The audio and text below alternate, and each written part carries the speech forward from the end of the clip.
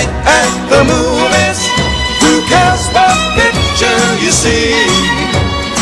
Well, no matter how many times we saw the footage of the explosions at the Boston Marathon, really nothing prepares you for them in the film Patriots Day.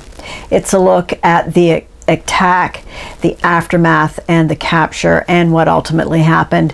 We know the story, but this film brings it into perspective. It celebrates the heroism of everyone involved, and the lives lost, and the survivors.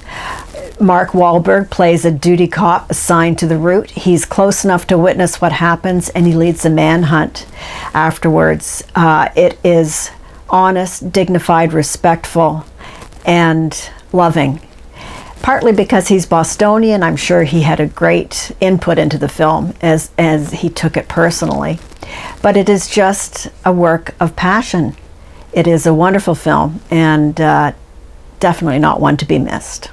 On the other hand, we have fellow Bostonian Ben Affleck directing himself in Live by Night, the story of a hardscrabble gangster working his way up in New Jersey and being reassigned to Miami and the drug and rum trade.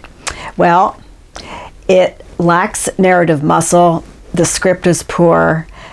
I'm sure Ben did his best, but it sure doesn't feel like the gangster epic it was meant to be. It's monotonous, and frankly, despite the subject matter, way too violent. And the violence is monotonous too. My takeaway is a performance by Elle Fanning, who plays a religious, spiritual sideshow lecturer. She is incredible, quite a history and quite an arc in the film. That is my takeaway from this. Also, Live by Night is a terrific looking film in the 20s in Florida. It's well worth seeing just for that alone. But, you know, as far as riveting entertainment, no. Elle Fanning also shows up in 20th Century Women, but her role is small and not all that demanding.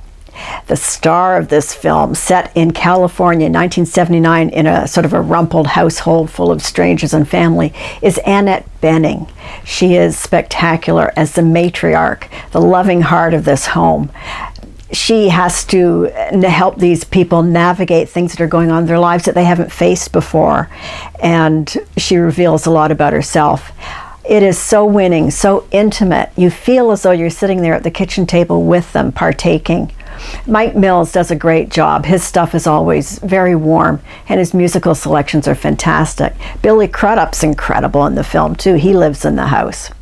20th Century Women definitely is worth your while, and Annette Bening's had nominations for this. She may not win, but boy, oh boy, I'll never forget her in this. Sunny Leone grew up in Sarnia, Ontario, the daughter of traditional conservative Sikh Punjabi parents. She was never content with small town life, so off she went to Hollywood. She somehow finagled this into becoming one of the world's best known, most Googled porn actresses. Osama bin Laden was obsessed with her. And then she turned it all around and went to Bollywood and became a legitimate film star. It's incredible. But the proof is there. Dilip Mehta, who is indeed Deepa's brother, who is a former photojournalist, has made this incredibly beautiful and revealing documentary called Mostly Sunny on this amazing creature. He found that she was trying to bury her past as a porn star and didn't want any nude scenes in, but he told her too late and there was nothing he could do about it, plus he had Final Cut.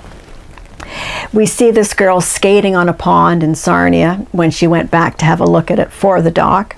We see her picking up dog doo on the streets of Sherman Oaks, her ritzy neighborhood in LA.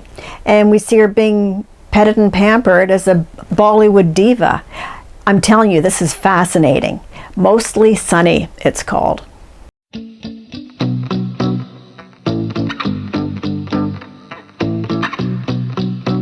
I saw one of the strangest openings for a show that I've ever seen the other day. It was a baby crawling over a pile of babies and being lost in the mass and emerging as a fully dressed pope. Well, this is the opening for The Young Pope starring Jude Law. He plays Lenny from Brooklyn, who becomes the youngest pope ever, Pope Pius XIII, of course. and it is a shocker. No wonder there's so much fuss in Italy where it's already aired. It will not be appreciated by the faithful Roman Catholic population. It's decadent. He is a decadent person. He has sex, he smokes, he makes decisions. He has a dream of addressing the crowd, saying that homosexual marriage, homosexual relationships, abortion, all of that is fine. Where can this go? Only his confidant, played by Diane Keaton, Sister Mary, who raised him, has any kind of control over him. Does it remind you of anything? Anyway, The Young Pope on HBO. Speechless. Giovanni Ribisi and Bryan Cranston star in Sneaky Pete, a new series from Amazon about a con artist just out of prison who adopts the personality of his cellmate. And then he goes to his home, he thinks his family is rich, and tries to inveigle himself into their good graces. Well, it turns out they're bail bondsmen veering on gangsters. So, it's violent, it's interesting. We see this con artist manipulating people, and just put my teeth on edge. Bryan Cranston is the gangster from New York who's after him and comes looking for him up on the farm. Okay, it's fun, but again, it's really violent and it celebrates nastiness. And finally, a family film.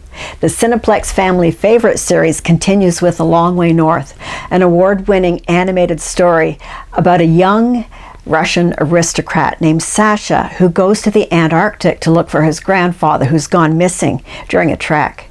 It is really a lovely film, great for the eye, great for the soul, great for the heart. It opens on the 14th. Some proceeds will go to we.org, so get in on it.